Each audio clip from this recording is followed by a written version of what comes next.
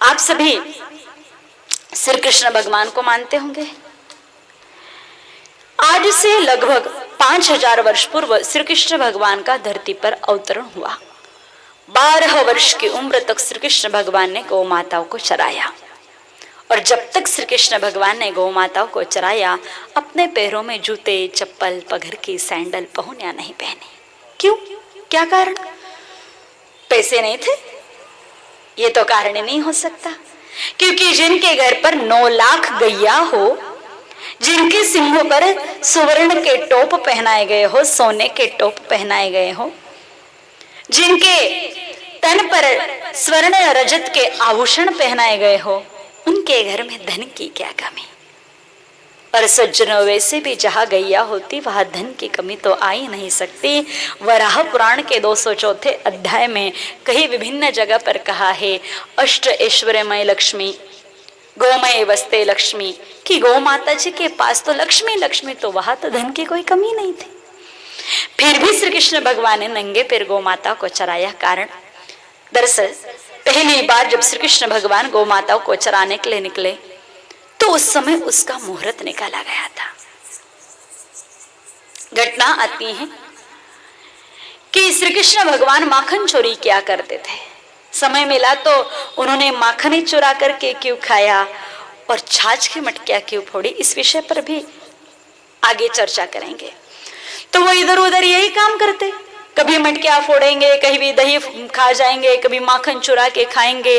तो रोज कोई ना कोई उल्हाना लेकर के यशोदा मैया के पास आती कि एरी यशोदा, तारो तेरो कानो ऐसा करे वैसा करे, ये करता है वो करता है। मैया जी परेशान हो गए।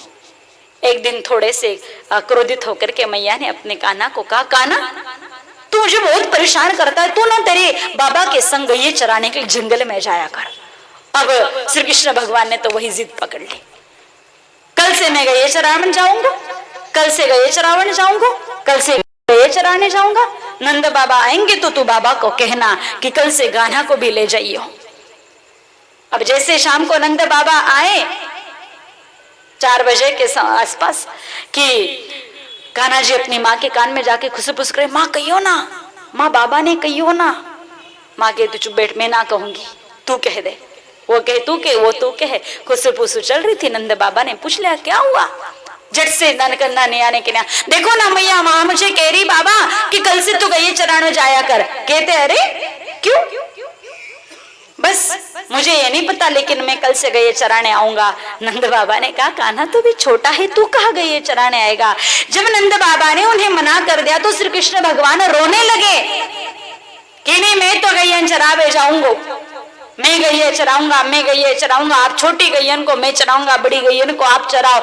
लेकिन जिद कर ली और जब रुदन लीला करने लगे तो उसी समय पास से शांडिल्य मुनि जा रहे थे। रुदन लीला को सुन करके श्री शांडिल्य मुनि भीतर पधारे। उन्होंने भगवान के इस रुदन लीला को देखा, कारण पूछा और तुरंत पंचांग निकाल करके उसका मुहूर्त निकाला गया। सोचने की बात तो ये है कि मुहूर्त किस चीज का निकाला जाता है? તમે बताओ, खावानो पीवानो घूमवा फरवानो मुहूर्त निकले छे कि नहीं? मुहूर्त किसी खास चीज का, स्पेशल चीज का, विशेष चीज का निकाला जाता है। और श्री कृष्ण भगवान अगर गौ माता को चराने के लिए निकले और उसका मुहूर्त निकाला गया तो इसका सीधा सा अर्थ है कि गौ माता को चराना कोई साधारण काम नहीं है। ये अनुष्ठान है, व्रत है, तपस्या है, इसलिए इसका मुहूर्त निकाला गया। कार्तिक अष्टमी जिसको आप और हम गोपाष्टमी कहते हैं, उस कार्तिक शुक्ल अष्टमी के दिन श्री कृष्ण भगवान गैया मैया को चराने के लिए निकले। मुहूर्त के अनुसार मैया यशोदा ने सुबह उनको उठाया, नहलाया, धुलाया और सिर से लेकर के नख तक सारा श्रृंगार किया। सोचने जैसी बात यह भी है भाइयों कि भारतीय संस्कृति में पुरुष श्रृंगार कब कब करते हैं, रोज तो करते नहीं है। हमारी सोच से 2 बार, एक तो जब उनका खुद का विवाह होता है, लग्न होता है, तो लगन के दिन वो दुल्हा बनते हैं तो श्रृंगार करते, सजते संवरते, फेटा पगड़ी विभिन्न प्रकार के आभूषण। और दूसरा जब कोई प्राण प्रतिष्ठा, यज्ञ हवन जैसा कोई देवी कार्य हो, बड़ा देवी कार्य हो, तब फिर वापस वेशभूषा धारण की जाती, फेटा पगड़ी आभूषण या पुष्पमालाएं, अन्य मालाएं भी पहनी जाती हैं।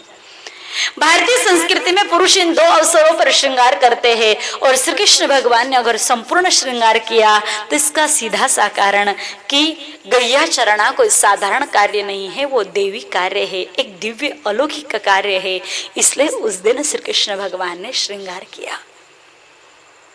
जब भगवान गैया चराने के लिए निकल ही रहे थे तो मैया यशोदा ने उनको नई 3 चीजें दे दी।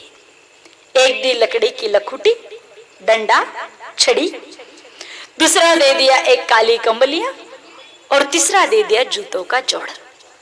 भगवान ने लखुटी को शस्त्र जान करके बड़े सम्मान के साथ हाथ में धर लिया, मस्तिष्क पर रमाया, प्रणाम किया उसको और हाथों में धारण कर ली। क्यों?